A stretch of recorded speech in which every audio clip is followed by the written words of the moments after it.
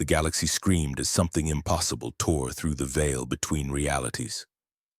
On the Forge world Metallicus Prime, Servitor Overseer Magos Dracon watched his command hololithic displays flicker and die, replaced by an image that made no sense according to any known law of physics or warp theory.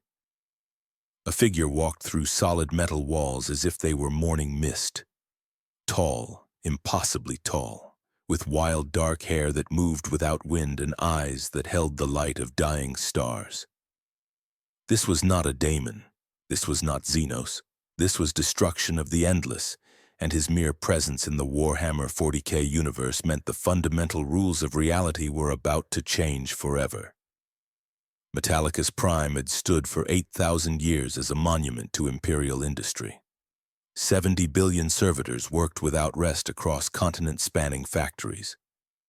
300 Titan war machines stood in various stages of construction within the Grand Manufactorum. Plasma reactors the size of Hive, cities pumped endless power through adamantium conduits. The sky glowed orange from the forge fires that never dimmed. The air tasted of sacred oils and burnt metal. Tech priests chanted binary hymns as they moved between assembly lines. Everything ran with perfect efficiency as it had for millennia. Then the crack appeared. Not in space, not in the warp, somewhere else, somewhere deeper. Senior Lex Mechanic Voss was the first to notice the readings. His augmented eyes processed data streams from 10,000 sensors simultaneously. All of them showed the same impossible result. Reality itself was splitting open in Manufactorum 7, not tearing like when demons breach the material realm, not translating like when ships emerge from warp travel, simply opening as naturally as a door swings on well-oiled hinges. Fabricator General, Voss transmitted through sacred Vox channels, his voice tight with something his emotion dampeners should have suppressed. We have an anomaly. Classification unknown. Threat assessment impossible. Nothing in our archives matches this phenomenon. Fabricator General Zek had overseen Metallicus Prime for 3 centuries. He had witnessed demon incursions, Xenos raids, even a brief Tyranid scouting force. His response protocols covered every documented threat in Imperial records. This situation was not in those records. From his command throne atop the central spire, he activated every defensive system the Forge world possessed. Void shields hummed to life. Defense lasers acquired targeting solutions. Skitarii legions mobilized with practiced efficiency. 3 full maniples of Titans powered their plasma reactors, war horns blaring across the industrial wastes. Through the crack stepped destruction. He paused, looking around with mild curiosity. His form appeared humanoid, but something about his proportions felt wrong to mortal eyes. Too tall, too perfect, too present. He wore simple clothes that seemed to exist in multiple states simultaneously. His hair moved as if underwater. His eyes held depths that hurt to perceive directly. When he breathed, nearby machines skipped cycles in their operation for no technical reason. When he blinked, servitors 300 meters away ceased their assigned functions for exactly 1 second before resuming. A servitor unit approached him, its programming unable to recognize the anomaly as a threat. Its mechanical limbs reached out to guide him to a processing station. Destruction looked at the servitor with an expression of profound sadness. He touched its metal shoulder gently, almost tenderly. The servitor unmade, not exploded, not vaporized, not torn apart. It simply ceased to exist in reverse. First, the recent modifications dissolved into base components, then the components separated into raw materials, then the materials broke down into base elements, then the elements scattered into fundamental particles. Then the particles faded into potential energy. Then, nothing remained except a faint shimmer in the air where it had stood. Destruction looked at his hand with genuine confusion. That should not have happened so quickly, he said to no one in particular. His voice carried perfectly across the factory floor despite the roar of machinery. Every tech priest within a kilometer heard him clearly. The entropy gradient here is all wrong. forced, unnatural. What I just did should be impossible even for me. The fundamental forces here are already weakened, strained by millennia of unnatural persistence. Your reality is more fragile than it appears. The Skitarii opened fire. Lost bolts, plasma rounds, and rad weapons converged on his position. The ammunition unmade before reaching him. The energy weapons simply stopped existing as coherent beams. Even the photons scattered into base electromagnetic radiation. Destruction walked forward, utterly unbothered, studying his surroundings with the interest of a scholar examining an unusual specimen. He approached the nearest production line. Enormous mechanical arms assembled bolt rifle components with precision measured in microns. Each movement followed sacred patterns blessed by the Omnissiah. Each component underwent 17 inspections before approval. The line had operated flawlessly for 600 years. Destruction placed his palm against the primary assembly machine. The entire production line unmade in a cascade, not just the machines. The weapons being assembled, the raw materials in the hoppers, the lubricants in the hydraulics, the sacred oils used for blessings. Everything simply stopped being. The wave of non-existence spread outward from his touch point, affecting everything in a perfect sphere 50 meters in radius. When it stopped, only empty floor remained, polished rockcrete that showed no signs of ever having held machinery. Fascinating, Destruction murmured. This entire reality is being held in stasis, prevented from its natural conclusion by what? Force, I wonder? Magos Draken activated the Grand Manufactorum's heaviest defenses. Melta cannons capable of reducing Imperial knights to slag fired in coordinated volleys. The superheated beams unmade before completing their trajectory. Graviton crushers that could compress tank armor into coin-sized discs engaged. The gravitational waves dispersed into random cosmic background radiation. Even the Titans moved into firing positions, their massive forms shaking the ground with each step. The warlord Titan Ferrum Eternal had walked for 4,000 years. Its machine spirit held memories of battles across 50 star systems. Its plasma annihilator could crack mountains. Its void shields could withstand orbital bombardment. The princeps hardwired into the war machine's consciousness targeted the intruder and fired every weapon simultaneously. Destruction looked up at the approaching destruction with mild interest. The plasma blast moving at speeds that would have melted through, void shields instantly slowed as it neared him. Then stopped, then reversed its trajectory, breaking down into component particles that drifted away harmlessly. The Titan's void shields unmade, their generators reverting to base metals and ceramic components. The war machine's machine spirit howled in confusion, its ancient consciousness unable to comprehend what was happening. Its void shields, designed to repel warp energies and physical projectiles, offered no defense against something that simply caused existence itself to conclude. Even its ancient connection to the Omnissiah could not anchor it against this fundamental unraveling. The Titan itself began unmaking from the extremities inward. First the weapon mounts, then the armor plating, then the internal systems. The princeps screamed as the neural interface fed him the sensation of his war machine's death. Not damaged, not destroyed. Simply erased from existence as if it had never been forged. Within 40 seconds, 4,000 years of service and sacred construction became nothing. The princeps himself, disconnected from his dying machine, collapsed unconscious. At least destruction had not unmade the living crew. Some fundamental rule, some deep law of his being prevented that specific outcome. Fabricator General Zek watched from his command throne as two more Titans attempted engagement and suffered identical fates. War machines that could level cities unmade before completing their attack patterns. He activated every remaining defensive system simultaneously. Void shields over critical facilities. Plasma barriers around ammunition depots. Force domes protecting reactor complexes. None of it mattered. Destruction walked through the Forge world as casually as a man might walk through a garden, and everywhere he passed, the works of millennia simply stopped existing. But Zek noticed something crucial. Destruction was not attacking, not seeking to harm. He moved with the curiosity of someone, exploring an unusual structure. His path seemed almost random until Zek analyzed it through tactical algorithms. The intruder was moving towards sources of greatest energy density.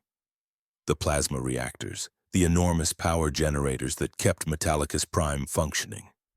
He was investigating the Forge world's fundamental systems. "All units fall back," Zek transmitted across all frequencies. "Do not engage. Repeat, do not engage. The enemy is not hostile, he is curious. We must not provoke direct attention." Too late. Destruction had reached Reactor Complex Sigma. 12 fusion reactors, each the size of Imperial cruisers, generated enough power to supply an entire hive world. Sacred to the machine god, blessed by tech priests for 8,000 years, maintained with religious devotion. Destruction placed both hands against the primary reactor housing. The unmaking began slowly this time. He was controlling it, studying the process. The reactor's outer shielding dissolved first, then the plasma containment systems, then the magnetic bottles holding the fusion reaction itself. But something strange happened. The reactor's energy did not explode or scatter, it simply ceased. The reaction stopped not because fuel was exhausted or containment failed. It stopped because the fundamental forces enabling fusion unmade themselves. The strong nuclear force holding atoms together weakened, then disappeared entirely within the reactor core. Destruction tilted his head, eyes narrowing. "There, I can feel it now. Something is holding this reality together by force, preventing natural entropy, denying the inevitable conclusion." He looked toward distant Terra, though it lay many light years away. What manner of being has the audacity to forestall the ending? He walked to the next reactor, then the next. Each time his touch brought instant cessation, not destruction in the violent sense, simply the return to non-existence. The Forge world's power grid began collapsing as one reactor after another unmade. Emergency systems engaged automatically. Servitors rerouted power from secondary sources. Tech priests chanted prayers to the machine god. Nothing helped. Destruction moved with steady purpose, following some pattern only he could perceive. Fabricator General Zek made his decision. If weapons could not stop this entity, perhaps reason could. He descended from his command throne, leaving behind the safety of his fortress. His augmented body, more machine than flesh after 3 centuries of sacred modifications, carried him through corridors filled with panicking personnel. He reached the Grand Manufactorum floor just as destruction approached the central power core. "Entity!" Zek called out, his Vox-amplified voice carrying clearly. "I am Fabricator General Zek, master of this Forge world. I speak with the authority of the Adeptus Mechanicus and the Imperium of Man. State your purpose." Destruction turned to face him, those galaxy eyes focused on the heavily augmented tech priest with genuine interest. "You are barely alive," he observed without malice. "Your body is 93% non-organic.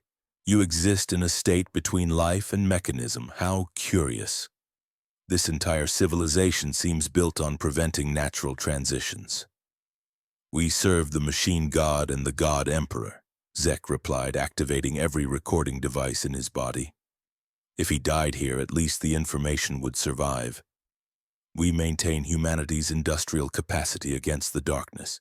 We forge weapons to protect our species. You threaten trillions of lives by destroying this facility." "I am not destroying anything," Destruction said gently. "I am allowing things to reach their natural conclusion. Everything here has existed far beyond its intended span. The materials, the energy, the very foundations of your world strain against their forced persistence. Can you not feel how unnatural it all is?"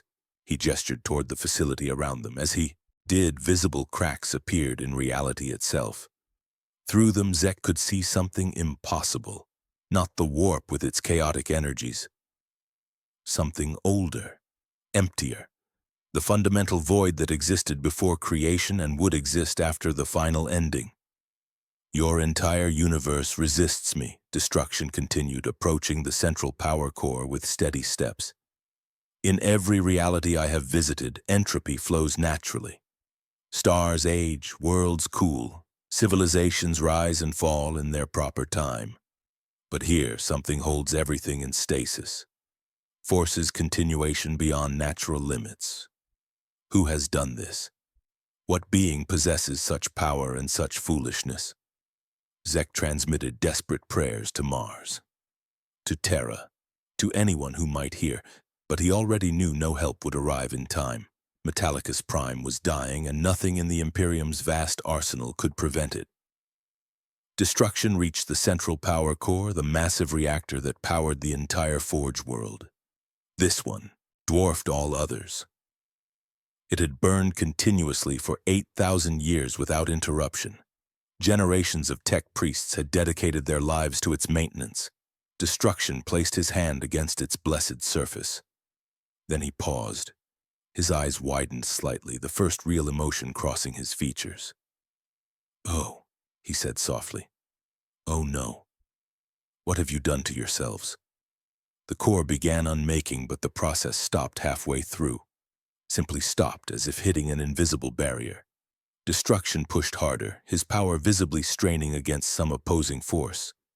The core flickered between existence and non-existence, caught in impossible superposition. Around them, reality itself began groaning under the strain of two fundamental forces in opposition. "Something prevents the ending," Destruction whispered, his voice carrying a note of genuine concern now. "Something holds this world, this entire system, this whole region of space-enforced existence. The entropy I bring meets an equal and opposite force of preservation." He looked toward Terra again, his gaze piercing through space itself. What force dares impede the inevitable? The central reactor stabilized, still existing but forever changed. Half unmade, half preserved. An impossible paradox. Around it, the Forge world began experiencing cascade failures as systems struggled to compensate for this fundamental wrongness. And destruction, last of the endless to maintain active interest in the material universe, smiled for the first time since arriving. It was not a kind smile. The Imperial response came swiftly and without mercy. The response was unusually fast, even for high-priority alerts. The High Lords had been monitoring Metallicus Prime closely due to recent warp anomalies in the sector. 3 entire battle fleets already on high alert at nearby staging points translated from the warp within 6 hours of the first distress signals. The Adamant Resolve, a Gloriana-class battleship that had served since the Great Crusade, led the armada. Its weapons batteries could crack moons. Its void shields could withstand sustained fire from entire enemy fleets. Behind it came 40 cruisers, 200 escorts, and carrier vessels filled with fighter wings. The massive Imperial void power was enough to conquer entire star systems. None of it would matter. Aboard the Adamant Resolve, Lord Admiral Cortez studied tactical displays with growing confusion. Long-range scans showed Metallicus Prime still existed, but something was fundamentally wrong with the readings. Entire sections of the Forge world registered as void. Not destroyed ruins, not debris fields. Simply nothing, as if someone had erased parts of the planet like unwanted words from a manuscript. The energy signatures were impossible. Matter was vanishing without releasing the energy it should contain. The laws of physics were breaking down. "All ships maintain maximum distance," Cortez commanded. "Deploy advanced scouts, only." Something on that world is beyond our current understanding. The scouts were Thunderhawk gunships, each crewed by experienced pilots who had survived countless battles. They approached Metallicus Prime carefully, scanning constantly. As they entered low orbit, their Vox transmissions became increasingly frantic. Below them, the forge world was dying in a way none of them had witnessed before. Entire factory complexes simply did not exist anymore. Massive voids appeared where industrial zones should have been. At the center of each void walked a single figure. The lead Thunderhawk descended for closer examination. Through magnified visual feeds, Cortez watched the figure, tall, humanoid, moving with casual grace through the devastation his presence caused. Every step left footprints that immediately filled with nothing. Every surface he touched ceased to exist. But most disturbing was his expression. Not hostile, not gleeful, simply curious, like a scholar examining an interesting specimen. "Target the entity," Cortez ordered, though doubt crept into his voice. "All ships, prepare lance batteries." The combined firepower of 3 battle fleets focused on a single target. Lance beams capable of punching through void shields and multiple meters of armor plating converged on Destruction's position. The energy release was equivalent to a small star, the beams unmade before completing their trajectory, simply scattered into random photons that drifted away harmlessly.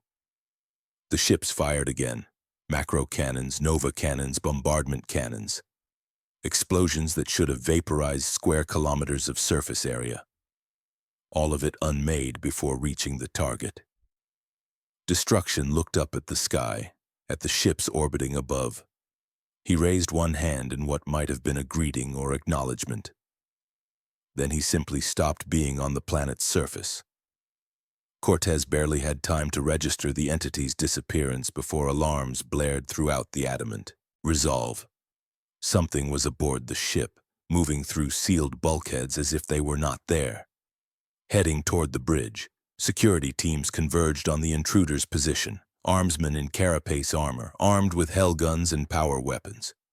They opened fire the moment Destruction appeared in their corridor. The last bolts unmade. The power weapons dissolved in their wielders' hands. The armsmen themselves remained unharmed, but their equipment simply ceased to exist. They fell back in terror, unable to comprehend what they witnessed. Destruction walked through the ship, studying everything with that same curious expression. He touched a support beam and it unmade, yet the ceiling did not collapse. The structural stress simply redistributed as if the beam had never existed. He examined a control panel and it dissolved, yet the systems it controlled continued functioning through principles that made no technical sense. The ship's reality was being rewritten around his presence. He reached the bridge to find it sealed by 3 meters of adamantium blast doors. The doors unmade as he approached. Cortez stood at the center of his command throne, bolt pistol drawn, knowing it would accomplish nothing. Around him, his bridge crew held their positions with admirable courage. Tech priests clutched their tools, officers gripped their chairs, servitors continued their assigned functions. "I mean you no harm," Destruction said, his voice carrying easily across the bridge. "I am simply trying to understand this place. Your reality functions on principles I have never encountered. Everywhere I look, I see things that should have ended continuing against their nature. Stars that should have burned out centuries ago. Metals that should have corroded to dust. Even your bodies, so many of you, held together past their natural span through augmentation and will alone." "We endure," Cortez replied, keeping his voice steady. "Humanity survives through strength and faith. We do not surrender to entropy. We fight it with every breath." Destruction's expression grew sad. "You cannot fight entropy. It is not an enemy. It is the natural conclusion of all things. To resist it is to trap yourselves in prolonged suffering. Why do you do this?" Before Cortez could answer, a new presence made itself known. The ship's navigator, secluded in her sanctum at the vessel's heart, sent a psychic pulse throughout the bridge. Her third eye, capable of perceiving the Imperium, saw something about Destruction that mundane senses could not. He existed simultaneously in multiple states, present and absent, material and conceptual. He was not merely a powerful being. He was an idea given form, a fundamental principle of reality walking in humanoid shape. He is not of the warp, the navigator's voice echoed through Vox speakers, strained with effort. He is not of our reality at all. He is something that exists between realities, a constant across all possible universes. I see him reflected infinite times, each reflection the same. This is not a daemon. This is not even a god as we understand them. This is something older than gods. Destruction turned toward where the navigator hid, seeing through the ship's structure as if it were glass. "You have the sight," he said with approval. "Yes, I am what you perceive. I am destruction of the endless. In your terms, I am what you might call entropy made manifest, though my function encompasses all endings, transformation, conclusion, the space where old things cease, so new things may begin. I do not cause ending. I simply am the ending itself." The bridge crew processed this information with varying degrees of comprehension. Cortez, a veteran of 70 years void warfare, had seen horrors that broke lesser men. But this was beyond horror. This was facing the fundamental ending of existence made manifest. "What do you want?" he asked simply. "To understand why your reality resists me so strongly, to find the source of this forced persistence. To speak with whatever being has the audacity to deny the natural order on such a massive scale." Destruction gestured toward distant Terra, though thousands of light years separated them. "I can feel it. A presence.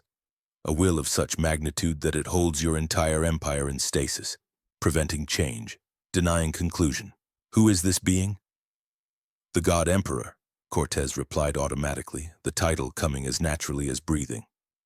"Master of mankind, Lord of the Imperium, he has guided humanity for 10,000 years from his throne on Holy Terra." Destruction's galaxy eyes narrowed with interest. 10,000 years in the same state? Unchanging? That is not guidance. That is imprisonment. "Take me to Terra. I must meet this emperor and understand his purpose."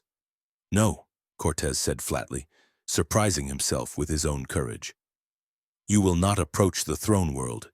We will die before allowing it." "Then you will die," Destruction replied without malice. "But it will accomplish nothing. I will reach Terra regardless.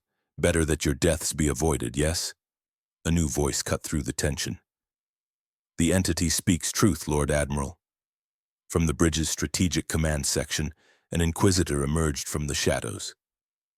Inquisitor Vane of the Ordo Malleus, whose presence aboard the flagship had been kept secret even from Cortez. She wore the standard black uniform of her order, but her eyes carried the weariness of one who had stared into the abyss too many times. "I have studied accounts of entities like this. Not from warp sources, from older texts. Pre-imperial, pre-human even. There are forces in the universe that predate consciousness itself.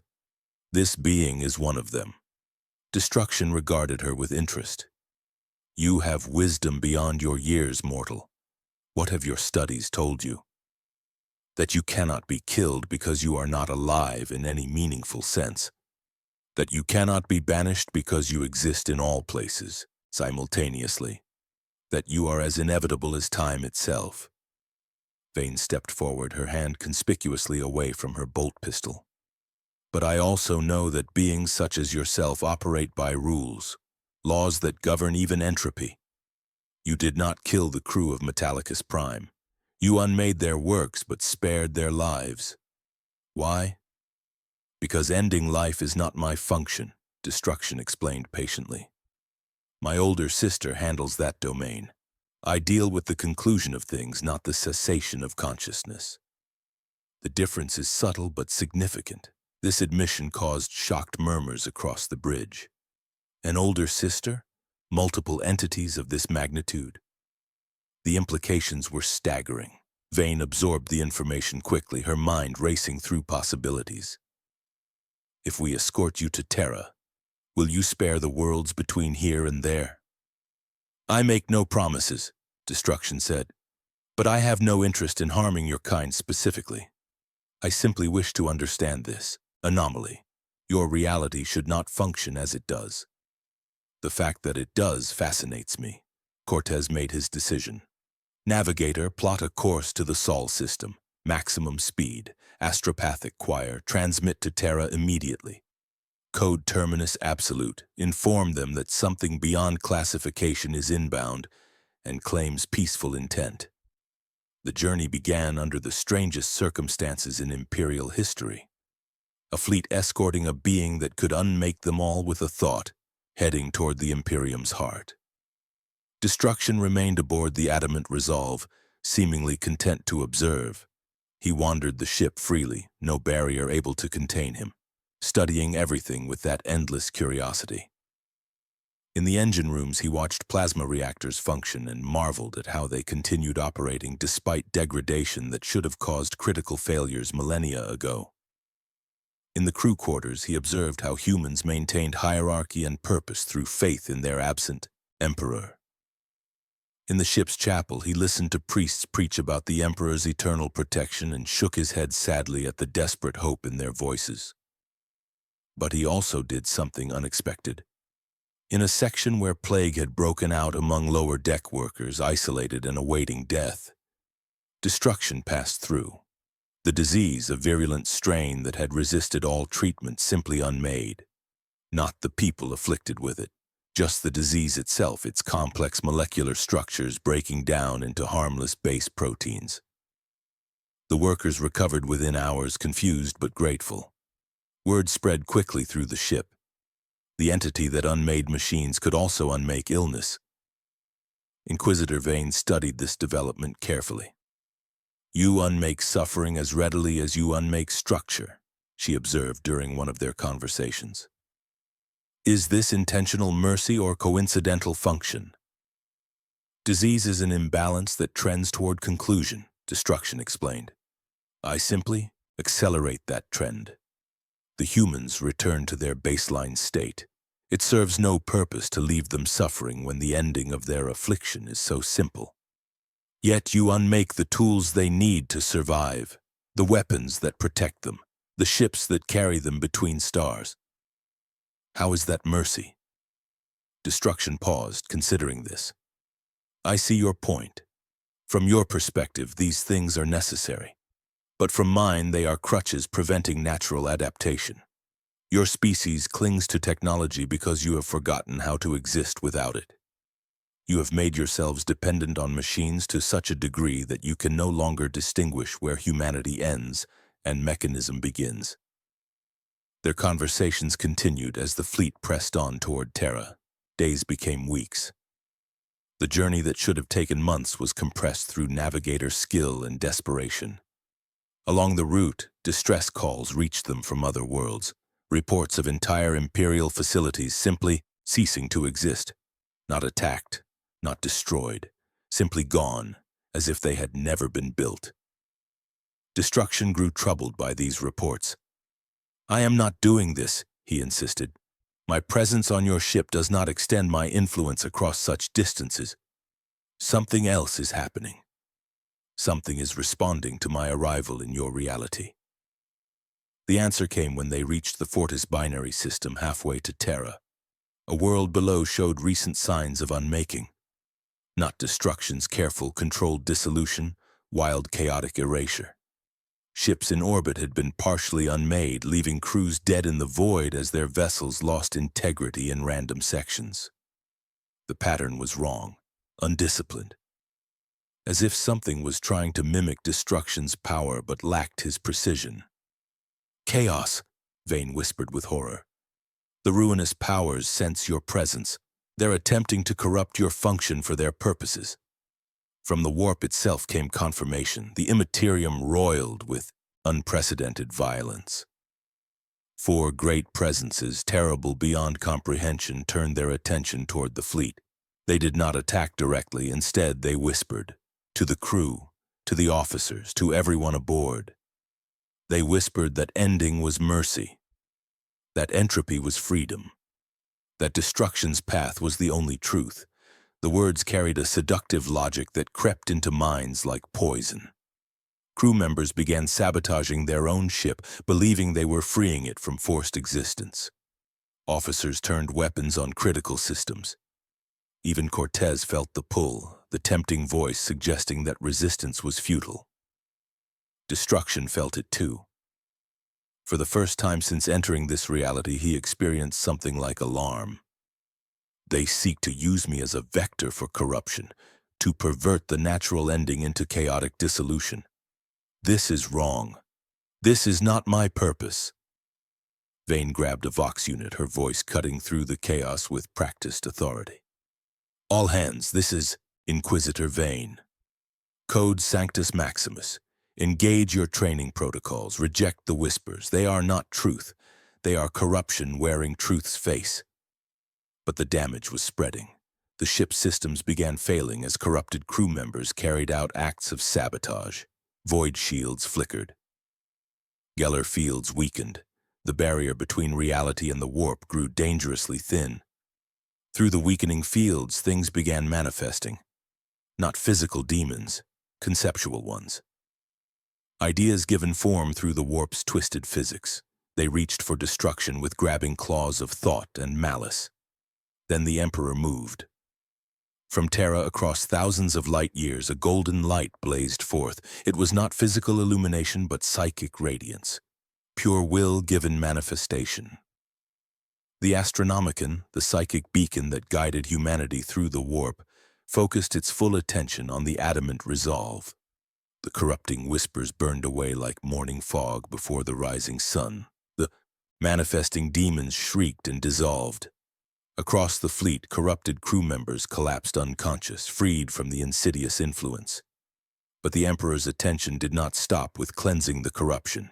It extended further, reaching toward destruction himself. Not attacking, examining. The two consciousnesses met in a space that was neither material nor immaterial, a place between where concepts could interact directly. Destruction felt the full weight of the Emperor's power for the first time. Vast, ancient, terrible in its focused intensity, but also tired, so deeply tired and desperate, fighting an endless war against forces that could not be truly defeated, only held at bay. Sacrificing everything, including his own humanity, to maintain humanity's survival. You are the one, Destruction spoke into the space between. You hold this entire empire in stasis, preventing natural change while fighting back chaos. You have frozen your civilization in the moment of your wounding, denying both corruption and evolution. Why? The Emperor's response came not in words, but in visions. Destruction saw humanity's history in this reality. The age of strife when humans tore themselves apart, the birth of chaos fueled by mortal emotion. The endless predators in the darkness between stars. Every alien species that sought humanity's extinction. The precarious balance that kept mankind from being devoured by forces that fed on their very existence. You believe stagnation is preferable to extinction, Destruction understood. But have you considered that you trap your species in prolonged agony? That by denying them natural change, you prevent the evolution that might actually save them. The Emperor's response carried 10,000 years of certainty. Change invited corruption. Progress enabled disaster. The Imperium's rigid structure was not preference but necessity. One moment of flexibility and chaos would pour through the cracks. Better a harsh existence than none at all. Then you have made yourself warden of a prison, Destruction said quietly, and your subjects are too broken to understand they are prisoners. The golden light intensified. The Emperor showed Destruction one more vision. The future if the Imperium failed, chaos consuming reality itself, not just this galaxy but spreading like infection to others. The material universe becoming indistinguishable from the warp, eternal suffering replacing temporary pain. Existence itself becoming torture from which there was no escape, not even through death. These entities were fundamental to this reality, Destruction understood, born from consciousness itself within this universe. In other realities, similar forces took different forms. But here they had achieved a uniqueness that troubled even him. They sought not merely to corrupt endings, but to prevent them entirely, trapping souls in eternal torment rather than allowing natural conclusion. Destruction recoiled from the vision. He had witnessed the end of countless universes across infinite realities. But this was different. This was not ending. This was perversion. The natural conclusion of things twisted into perpetual horror. For the first time in his existence, Destruction understood why someone might fight against entropy itself. "I see," he said softly. "Your enemy is not merely dangerous. It is antithetical to ending itself. It would make suffering eternal. This changes my perspective significantly." The Emperor's presence conveyed grim satisfaction. Understanding achieved, alliance possible, common purpose established. But destruction was not finished. "However, your current path guarantees eventual failure. You cannot hold back entropy forever, even you. The strain shows in every corner of your empire. Your people suffer needlessly. Your technology degrades. Your worlds die slowly rather than quickly. You have not prevented the ending. You have merely made it more painful when it inevitably arrives." The golden light flickered with something that might have been uncertainty.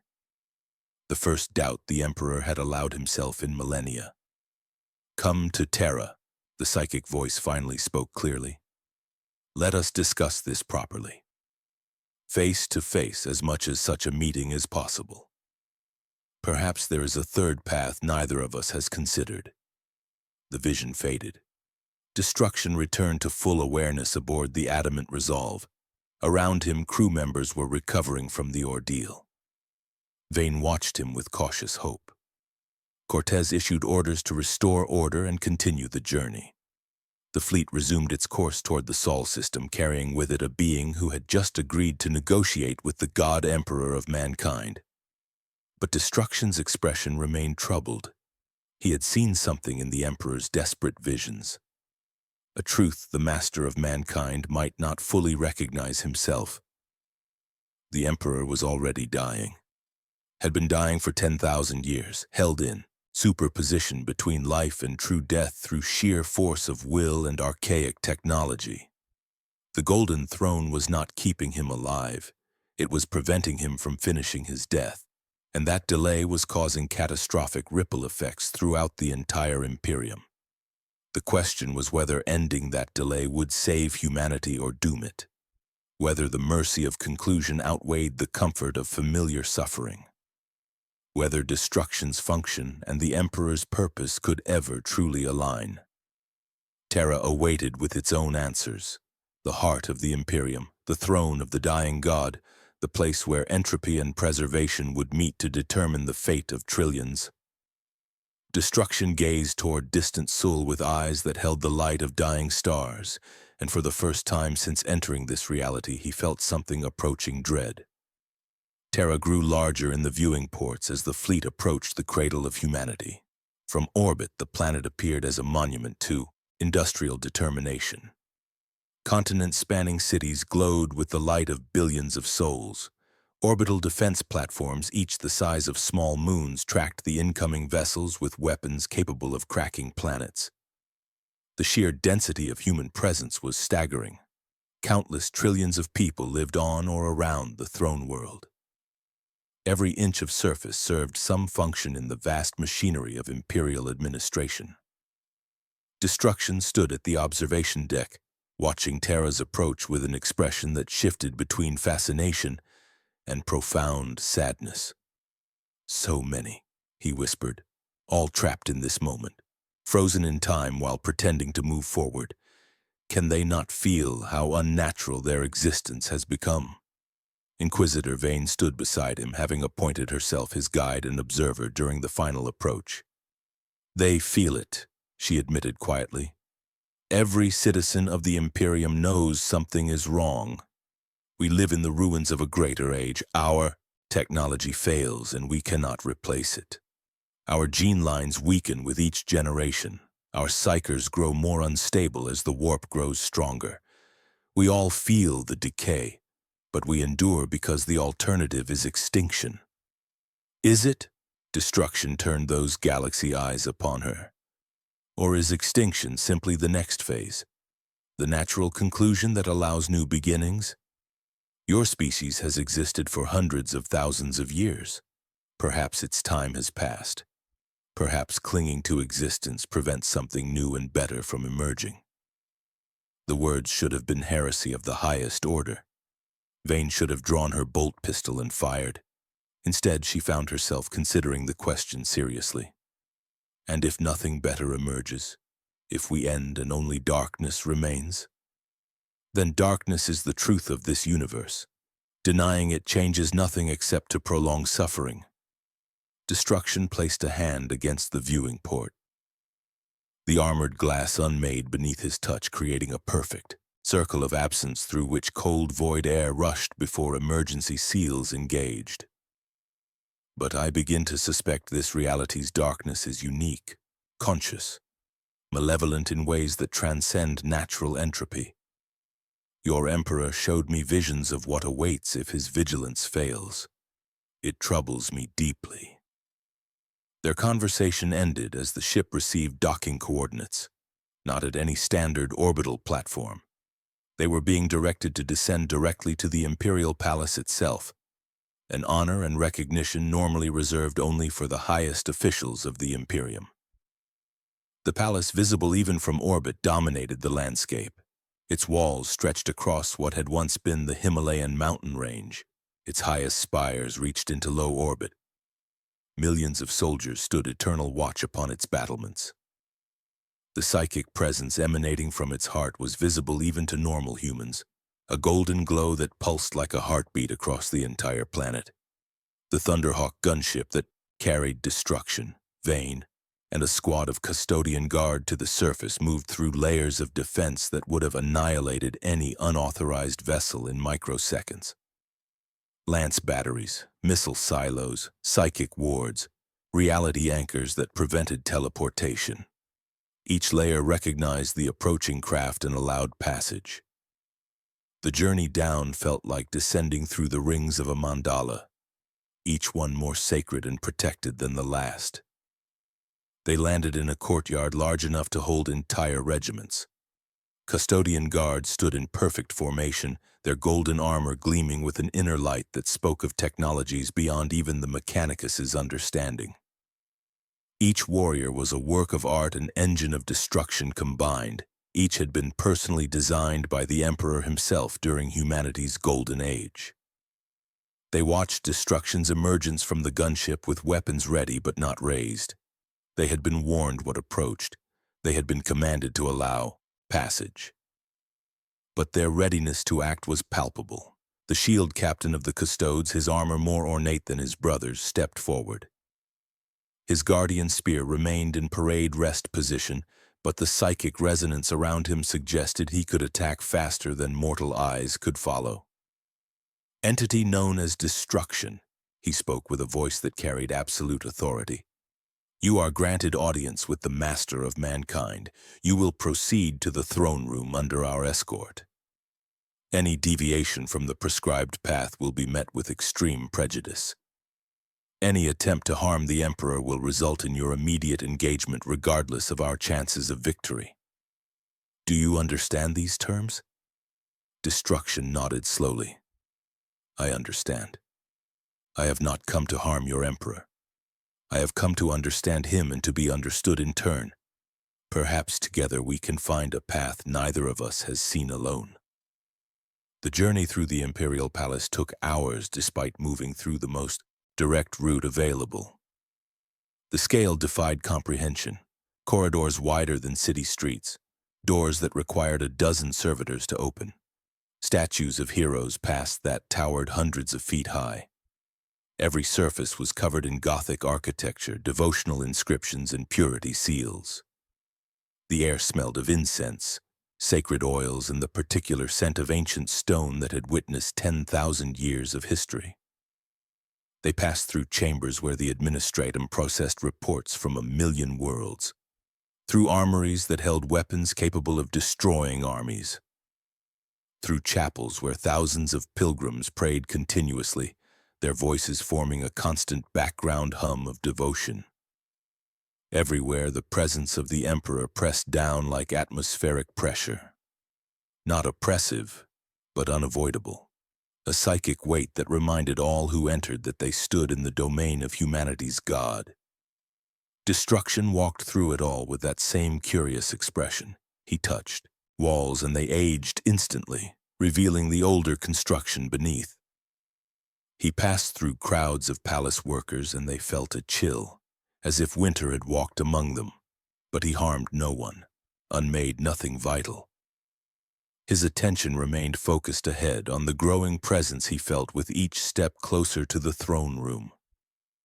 Finally, they reached the Eternity Gate, doors so massive that Titans could walk through them side by side, inscribed with every name of the Emperor recorded throughout human history, guarded by the mightiest warriors humanity had ever produced.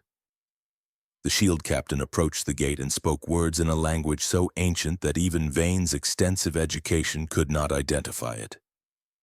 The doors swung open with impossible silence given their tremendous mass. Beyond lay a corridor that seemed to stretch into infinity. The perspective was wrong. Distance became meaningless. Each step covered what should have been miles, yet took only seconds. Reality warped around, the approach to the Golden Throne, compressed and expanded simultaneously by the overwhelming psychic presence emanating from its core. The walls were lined with more custodians, standing so still they might have been golden statues. Between them stood silent sisters, their null presence creating pockets of psychic emptiness that contrasted sharply with the Emperor's overwhelming radiance. Then the corridor opened into the throne room itself. Destruction stopped at the threshold, genuinely awed for the first time since entering this reality. The chamber's size defied physics. It should not have been able to fit within the palace, yet it did. The ceiling disappeared into darkness far above. The walls curved away beyond visual range.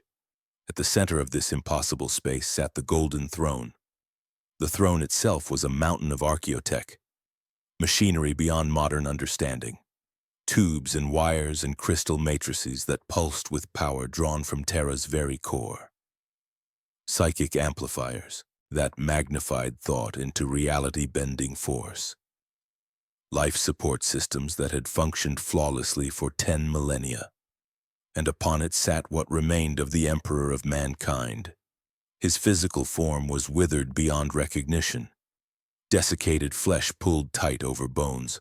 Muscles atrophied from 10,000 years of motionless vigil. Hair that had once been black now white as bleached bone. His face hollow and gaunt, barely recognizable as human.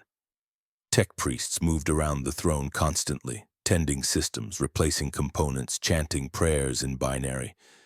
But despite the physical decay, the psychic presence was overwhelming.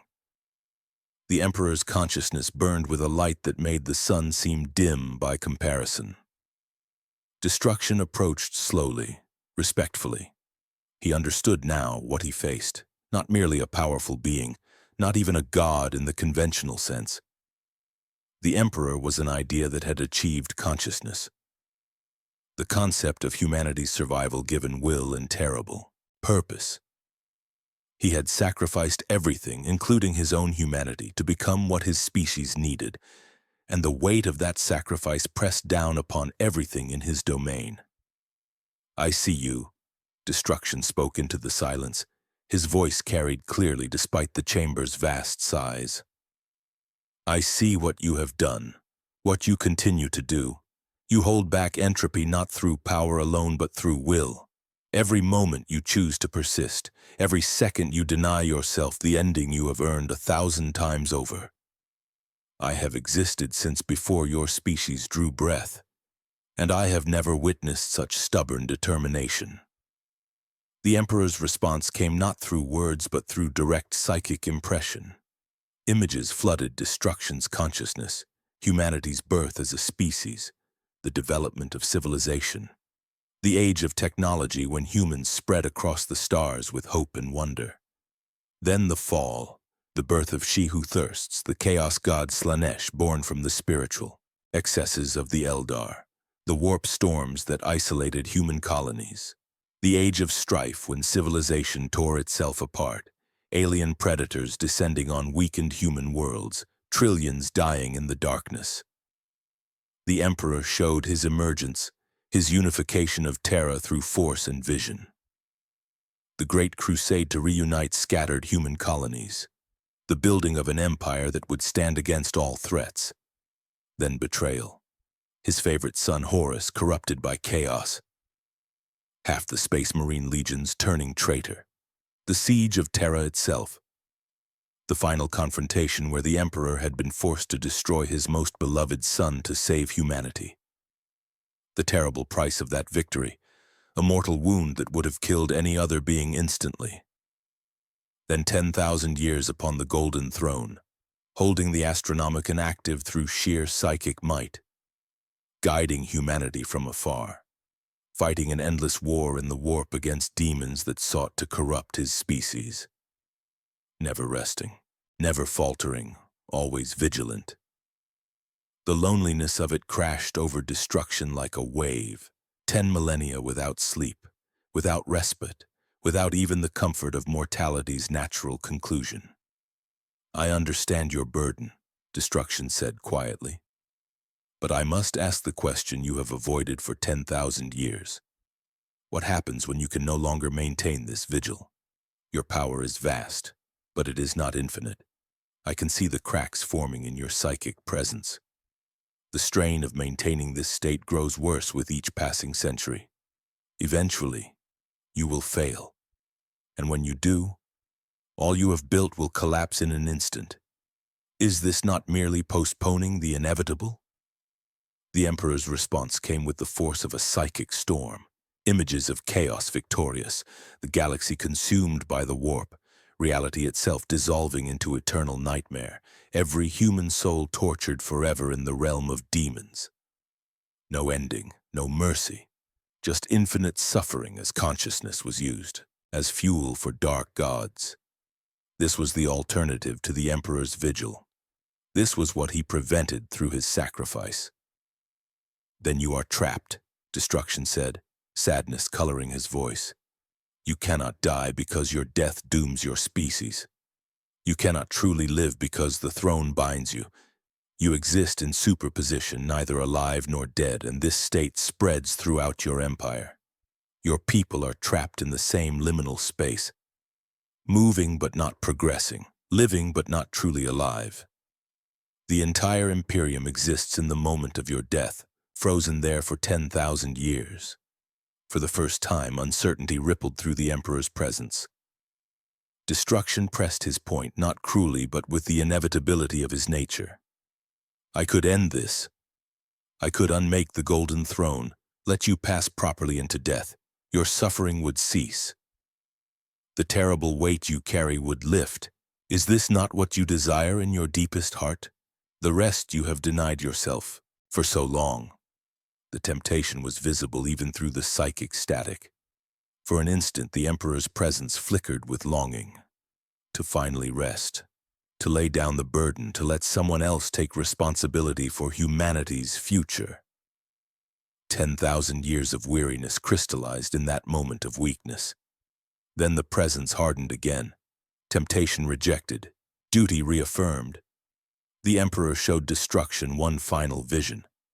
Not of chaos victorious, but of humanity's potential. Given time, given guidance, given protection from their own worst impulses and external threats, humans could evolve, could transcend, could become something that would not need his protection. But only if they survived long enough.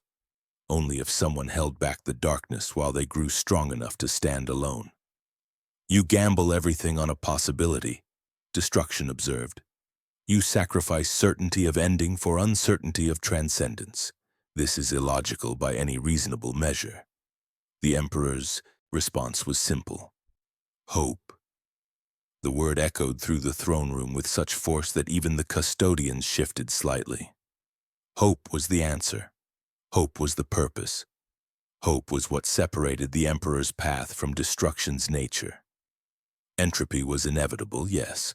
Ending would come, certainly. But hope suggested that the manner of ending mattered, that the path taken toward conclusion defined its meaning, that stubborn persistence in the face of impossible odds had value beyond mere survival. Destruction stood silent for a long moment, processing this. In all his existence across infinite realities, he had never truly understood hope. It was antithetical to his nature.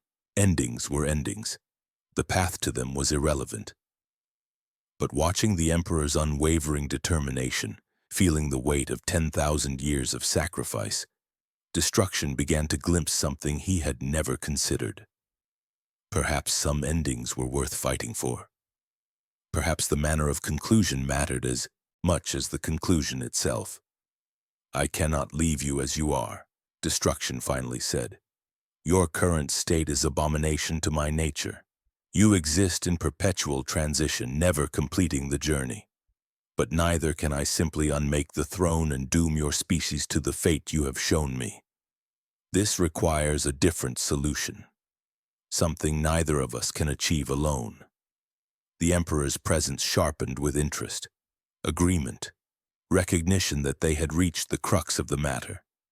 Both beings understood the problem, both saw the necessity of change, but neither possessed alone the power or perspective to implement a true solution.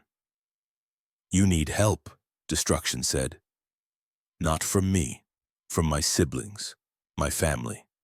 The endless exist to maintain the fundamental principles of reality. I am but one member. My function cannot be changed, but it can be balanced by others. Dream shapes possibility. Desire provides motivation. Despair offers acceptance. Delirium brings change, destiny, records what must be. And death," he paused, a note of respect entering his voice. "Death claims all things in their proper time." The Emperor's presence expanded, reaching out across time and space with his psychic might. Searching for the truth of Destruction's words, he found echoes, traces, references in texts so ancient they predated human civilization. The endless were not myth. They were principles underlying all realities. And if Destruction spoke truth, they might offer solutions the Emperor had never considered. "I will summon them," Destruction said. "I will call my siblings to this place. Together we may find a path that preserves your species while allowing for natural change, a compromise between entropy and preservation. But I warn you, Emperor of mankind, my siblings will not be swayed by your power or position. They are no more impressed by mortal authority than I am. Dream especially will judge you harshly for trapping your people in stagnant existence." The Emperor agreed. What choice did he have? Destruction was correct. The current state was unsustainable. Eventually, the Golden Throne would fail. Eventually, even the Emperor's will would falter. Better to seek alternative solutions while strength remained than to continue until catastrophic failure occurred. Destruction raised his hands. Reality rippled around him as he called across the barriers between universes. The summoning was not loud or dramatic. It was simply inevitable. His siblings existed in all realities simultaneously. Drawing their attention required only the proper gesture, the right thought. One by one they answered. Dream of the Endless arrived first, tall, pale, dark-haired, eyes like distant stars. He wore the appearance humanity expected, though his true form was beyond their comprehension. He looked around the throne room with an expression of distaste. "Brother," he addressed Destruction, "you call me to a realm where dreams have become nightmares, where imagination serves only survival rather than joy. This place offends me." Desire came next, golden and beautiful and dangerous. Neither male nor female, but somehow both. Eyes that promised everything and delivered only longing. "How delicious," Desire purred, examining the Emperor's presence. "A being that desires nothing for himself, that lives purely for others' needs. How noble, how boring, how ultimately self-destructive." Despair followed, gray and formless and heavy. The weight of her presence made even custodians shift uncomfortably. She said nothing, simply observed the Emperor's eternal vigil with understanding that bordered on approval. Here was suffering she could respect. Pain chosen freely and maintained without complaint. Delirium bubbled into existence, changing form constantly. Colors that should not exist, shapes that hurt to perceive. She giggled at everything and nothing. Ooh, the shiny man on the chair. He's been sitting so long he forgot how to stand, or did he forget how to sit? Time is all tangled here, like my hair, but prettier. Finally, with quiet inevitability, death arrived. Not the grim reaper of human imagination. A kind-faced young woman with gentle eyes and a smile that promised peace. She looked at the Emperor with something approaching pity. "Oh, you poor thing," she said softly. "You've been mine for 10,000 years. I've been waiting so patiently for you to stop fighting and accept my embrace. But you won't, will you? Not while there's still work to do." The Endless stood before the Golden Throne, 6 fundamental concepts made manifest. The Emperor, even with all his power, felt small in their presence. These beings did not inhabit reality. They were the foundations upon which reality was built. And now they had come to judge whether his work had value or was merely stubborn denial of natural law. Dream spoke first, his voice carrying the weight of infinite possibilities. "Emperor of mankind, you have trapped your species in a single narrative. You allow no deviation from your vision, no alternative paths, no growth beyond what you deem acceptable. This is anathema to my function. Dreams must be free to grow, change, evolve. Your Imperium is a dream that is calcified into prison." The accusation hung in the air. The Emperor did not deny it, could not deny it. His entire structure required rigid control. Any flexibility invited corruption. But was that truth or merely fear speaking? Had he become so focused on preventing disaster that he had forgotten to allow for triumph? The question echoed through his consciousness with uncomfortable persistence, and in the shadows between stars, forces both loyal and malevolent stirred with sudden interest at the gathering of beings whose decisions might reshape the galaxy's fate.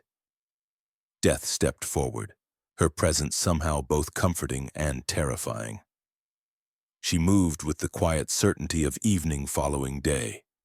Her smile remained gentle, but her eyes held truths that even the Emperor found difficult to face. "You have been in my realm for 10,000 years, she said softly, half in, half out, like someone standing in a doorway, unable to decide whether to enter or leave. This hurts you more than you admit. It hurts your people more than they understand. You are the walking wound at the heart of your empire, and that wound bleeds into everything you touch." The Emperor's psychic presence contracted, defensive. He showed death the same visions he had shown destruction, the horrors that awaited if he passed fully into her domain, the collapse of the Astronomicon, the isolation of human worlds, the triumph of chaos as demons poured through undefended reality. Every human soul becoming fuel for dark gods, eternal suffering with no hope of ending. Death listened patiently. When the visions concluded, she shook her head sadly. "You misunderstand my function. I do not bring suffering. I bring conclusion. I am the peace that comes after pain, the rest that follows struggle. Your fear is not of me, but of what comes before me. The transition, the change, the unknown territory between what is and what comes next." Desire circled the Golden Throne like a predator examining prey. Golden eyes studied the Emperor's withered form with fascination. "You desire nothing for yourself. You have transcended personal want entirely. This should make you pure, incorruptible, but it makes you blind instead. You cannot understand your people because you no longer share their nature. They desire comfort, love, beauty, pleasure. You offer only duty, sacrifice, suffering, survival. They serve you out of fear and programming, not genuine devotion." Your empire is built on a foundation that erodes with each generation. The emperor rejected this assertion with force. His presence pushed back against desire's accusation. Humanity served willingly. They understood the necessity of sacrifice. They embraced duty because duty was all that stood between existence and annihilation. Personal desires were luxuries humanity could not afford. Desire laughed, the sound like breaking crystal. You truly believe that, don't you? You have lied to yourself for so long that you have forgotten truth. I can feel the desires of your citizens rippling through the Imperium. They want freedom from endless war. They want to live without fear. They want their children to know something other than grinding survival. But you have taught them to suppress these wants, to call them weakness, to be ashamed of their own humanity. You have created an empire of broken people who have forgotten what wholeness feels like. Despair moved closer, her gray formlessness seeming to absorb light itself. When she spoke, her voice carried the weight of every hopeless moment in human history. Yet they persist. They wake each day knowing their lives are suffering. They work until their bodies break. They fight wars they cannot win. They pray to an emperor who cannot answer. And still they continue. This is my gift to them. The acceptance that suffering is real, that hope is often false, that endings come regardless of effort. Without me, they would have shattered long ago. I am the dark comfort they need to endure. The emperor's presence acknowledged truth in this. His empire ran on despair as much as faith, the acceptance that things would not improve, that survival was victory enough, that existence itself was worth any price. He had built a civilization that could endure infinite hardship because its people expected nothing better. But was this strength, or simply normalized trauma? Delirium bounced around the throne room, her form shifting between states too quickly to track. Sometimes she appeared as a young girl with mismatched eyes. Sometimes as a swirl of impossible colors. Sometimes as nothing at all. Just a space where reality forgot how to function properly. Everything is so rigid here, she said, her voice alternating between giggling and sobbing. All the rules, all the structures, this is how things must be. But reality is not rigid. Reality is fluid and strange and beautiful in its chaos. You have forgotten how to dance, shiny throne man. You sit and sit and sit until sitting is all you remember. But dancing is important too. Changing is important. Being silly is important. Otherwise, everything becomes gray and heavy and sad. Dream stepped forward, his presence commanding attention despite his quiet demeanor. My siblings speak truth, each from their perspective, but I will speak mine. You have created a nightmare, Emperor, a persistent, recurring nightmare that your species cannot wake from. You tell them this is the only story, that no other narrative is possible, that they must follow your plot to its bitter conclusion or face something worse. But stories must evolve, characters must grow, narratives must allow for unexpected developments, or they become stale. Your Imperium is a story that has been, telling itself the same way for 10,000 years. It has become predictable, boring, dead in all but name. The accusation struck deeper than any weapon could. The Emperor had been many things before his internment upon the Golden Throne. A warrior, a scientist, a leader, but also an artist, a dreamer of futures beyond mere survival. He had envisioned humanity ascending to true greatness, not just persisting but thriving, not just surviving but transcending. When had that vision narrowed to simple endurance? When had he accepted that humanity's story could only be tragedy? Destruction watched his siblings present their arguments. He remained silent, letting their perspectives combine into something greater than any single viewpoint. Finally, he spoke. You see now why I called them. Each represents a truth you have ignored. Death offers release you deny. Desire speaks to needs you suppress. Despair acknowledges pain you refuse to address. Delirium suggests change you resist. Dream shows possibilities you have abandoned. And I represent the ending you forestall. Together we are the full cycle of existence. You cannot have one without the others. The Emperor's presence filled the throne room, pushing back against the combined weight of the endless. His will was formidable, his determination absolute. He had held back entropy, suppressed desire, weaponized despair, eliminated chaos, crushed dreams, and denied death for 10,000 years. He would not surrender now simply because beings older than time itself suggested he should. But death raised a hand, and suddenly the Emperor felt something he had not experienced in millennia. Peace, just for a moment, just long enough to remember what it felt like. The weight lifted, the burden eased, the constant vigilance paused. In that moment he glimpsed what awaited him in her realm. Not oblivion, not suffering. Simply rest, the kind of deep, complete rest that comes after a task well done. The sleep of the truly exhausted who have earned their repose. The moment passed, the weight returned. But the memory remained, and with it came a question that had been growing in the Emperor's consciousness throughout this entire encounter. What if he was wrong? What if his sacrifice, however noble, was ultimately pointless? What if holding back the ending only ensured that when it came, it would be more catastrophic than if he had allowed natural change to occur? Dream sensed the shift, the opening of possibility. He pressed forward gently. We do not ask you to surrender. We do not demand you fail your people. We offer a third path, a compromise between your rigid order and my fluid possibility, between destruction's entropy and your preservation, between death's release and your eternal vigilance. The Emperor's attention focused entirely on Dream. Hope, that dangerous emotion, stirred in his consciousness. He projected a simple question into the space between them. What compromise? Dream gestured, and the air filled with images, not visions of horror or triumph, but something in between.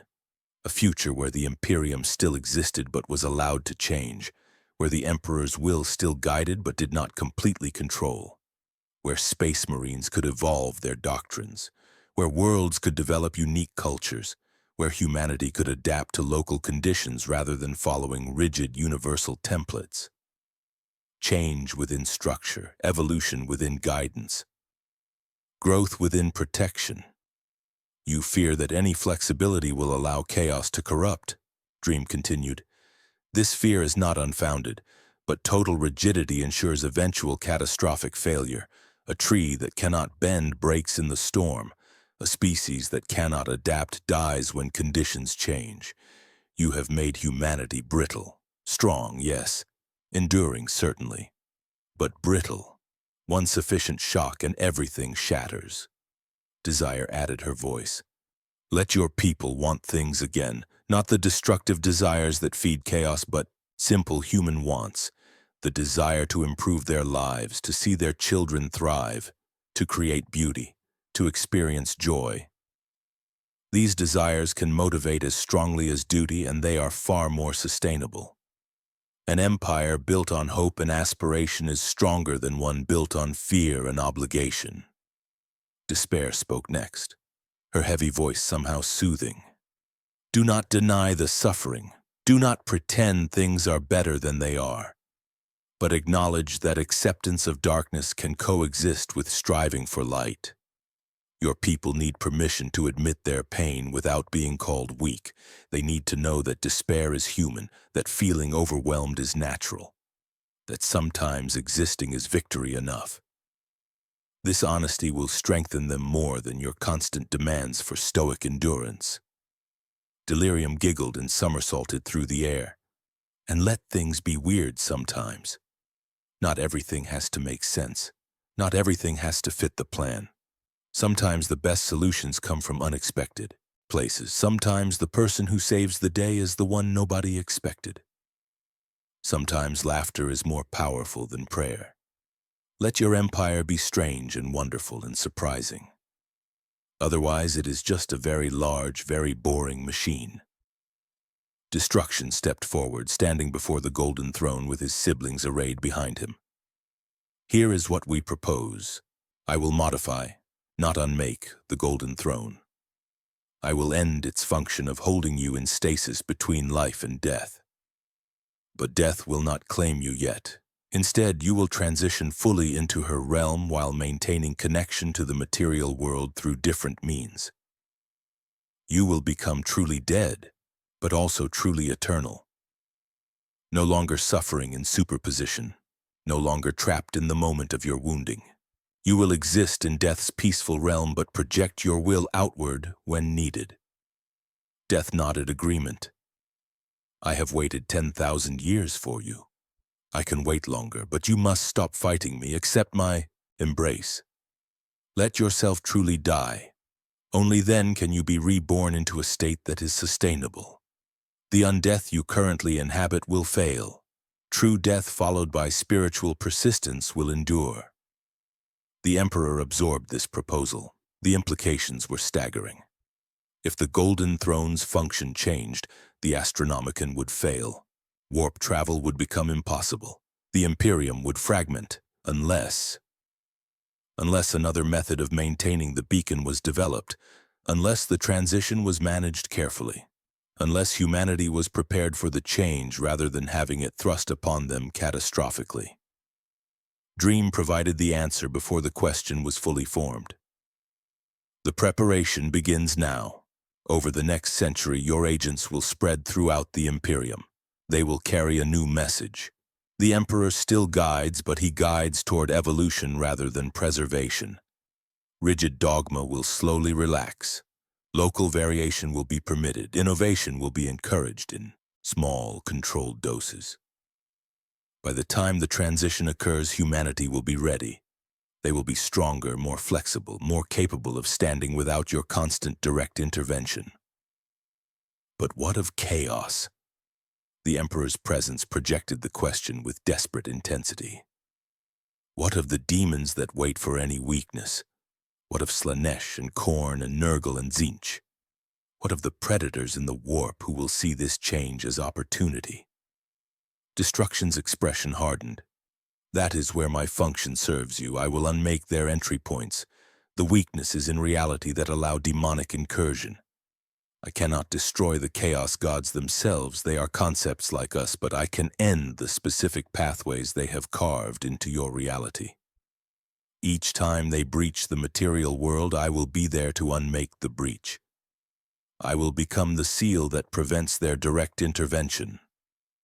The other Endless added their commitments. Dream would guard the sleeping minds of psychers, giving them tools to resist corruption through stronger imagination and clearer purpose. Desire would provide alternative wants that did not feed the dark gods, redirecting human longing toward constructive rather than destructive ends. Despair would embrace those on the edge of corruption, giving them acceptance that prevented them from seeking it in chaos. Delirium would make the warp itself more unpredictable, harder for even the chaos gods to navigate with certainty. And death would personally claim any demon that manifested physically, ending them before they could cause catastrophic damage. This gathering is unprecedented, Death said quietly to her siblings. We do not often act in concert. Our functions are meant to operate independently. But this situation threatens the fundamental balance we each maintain. Brother, you were right to call us. Together, Destruction said, we offer what you cannot provide alone, balance. You have tried to be everything to your species. Protector, guide, god, father, general, scientist, and more. You have stretched yourself across 10,000 years and countless responsibilities until you are worn transparent. Let us share the burden. Let each of us handle our domain while you focus on yours. You guide the dream of humanity's future. We maintain the foundations that allow that future to exist. The Emperor was silent for a long time. The custodians watched, ready to defend their lord even against impossible foes if necessary. Inquisitor Vane held her breath, understanding that the fate of the entire Imperium balanced on this moment. Tech priests continued their work around the throne, unaware that everything they maintained might soon change. Forever. Finally, the Emperor responded. His presence expanded, filling the throne room with golden light, not hostile, not aggressive, simply demonstrating the full magnitude of his power. His will touched each of the endless, measuring them, testing them, verifying. They were truly what they claimed. They allowed the examination without resistance. They had nothing to hide. The Emperor found truth in their nature. They were indeed fundamental principles of reality. They operated according to laws even older than the Materium and Immaterium. They could not lie about their essential nature because they were their essential nature. If they promised to help, they would help. If they committed to a course of action, they would follow through. Not from honor or morality, but from simple inevitability. The endless were as bound by their functions as gravity was bound to attract mass. A decision was reached, not quickly, not easily, but inevitably, as destruction would say. The Emperor would accept the compromise. He would allow himself to truly die while maintaining spiritual presence. He would permit humanity to begin evolving rather than remaining frozen. He would share the burden of existence with beings capable of bearing their share. The risk was enormous. The potential for disaster was real. But the alternative, continuing as he had for 10,000 years until catastrophic failure occurred, was certainty of doom rather than mere possibility. We will begin the transition, the Emperor's will projected across all present. But it will take time, centuries perhaps. The Imperium is vast. Change must be gradual or it will be destructive. Can you wait? We are eternal, Death said with her gentle smile. We can wait. We have all the time that exists. Destruction nodded slowly. I will remain in this reality during the transition. My presence will prevent catastrophic unmaking while controlled change occurs. I will be the boundary between natural entropy and forced preservation. A guardian of the threshold rather than a destroyer of all things. Dream added, and I will begin inspiring your people toward new possibilities. Not through direct intervention, but through the subtle influence of dreams themselves. Ideas will spread, innovation will return. Hope will grow from the seeds I plant in sleeping minds across the galaxy. The other endless each confirmed their roles in the plan. Desire would work to redirect human wants towards sustainable fulfillment. Despair would provide the dark comfort needed to endure the transition. Delirium would introduce just enough chaos to prevent stagnation without causing collapse. And death would stand ready to guide the Emperor when the time came for his final transformation. Destruction placed his hand upon the golden throne. The ancient machinery groaned. Not with failure, but with relief, as if it had been waiting for 10,000 years to be released from its impossible task. Reality rippled around the touch point. The throne began changing, not unmaking, transforming. Its function shifting from preservation to transition, from holding death at bay to facilitating passage between states of being. The Emperor felt the change immediately. The constant pain that had been his companion for 10 millennia began to ease. The weight that had pressed upon his consciousness lifted fractionally. For the first time since Horus struck him down, he was not fighting against his own ending. He was allowing it to come naturally, in its own time, according to proper law rather than desperate necessity. Across the Imperium, subtle changes began immediately. The imperial aquila, that symbol of mankind's dominion, started appearing in variations. Each world's version became slightly unique, reflecting local culture and history. Administratum officials noticed that reports which had been identical for centuries suddenly contained minor variations. Tech priests found that machine spirits responded to prayers with unexpected creativity. Space Marines discovered that combat doctrines could be modified without immediate accusations of heresy. The changes were small, almost imperceptible, but they accumulated. Like water wearing away stone, the rigid structure of the Imperium began to develop flexibility. Not weakness, not corruption, simply the ability to bend without breaking. to adapt without losing identity, to change while remaining fundamentally human. On distant worlds, guardsmen fighting hopeless battles against overwhelming Xenos forces felt something shift, a lightening of spirit, a sense that perhaps survival was not the only victory worth achieving. Perhaps they could dream of triumph rather than merely enduring. Artists who had painted only Imperial propaganda for generations felt inspiration stir. What if they created beauty for its own sake? Writers who had transcribed only approved texts wondered what stories they might tell if given freedom. Scientists who had followed ancient templates considered what discoveries might await if they dared experiment. The Chaos Gods stirred in the warp, sensing the change. They moved to exploit it, to corrupt this new flexibility before it could strengthen. But they found their paths blocked. Destruction stood at every breach point, unmaking their attempts at direct manifestation. Dream deflected their whispers with stronger dreams. Desire provided alternative wants that did not feed them. Despair embraced those who might have fallen to Nurgle. Delirium made the warp itself too unpredictable for coordinated assault, and death waited patiently to claim any demon foolish enough to fully manifest. The great game was changing. The rules were being rewritten by players even older than the Chaos Gods themselves. And for the first time in 10,000 years, the outcome was not predetermined. Humanity's story could develop in unexpected directions. The dream could evolve beyond nightmare. The ending, when it came, would be chosen rather than inflicted. In the throne room, the Emperor began his long transition, not dying quickly, not fading away, but gradually accepting death's embrace while maintaining his essential guardianship of humanity. It would take centuries, perhaps longer. But time was something he finally had. Time to guide his species toward true strength rather than brittle endurance. Time to prepare them for a future without his constant direct control. Time to transform from God-Emperor into something both less and more.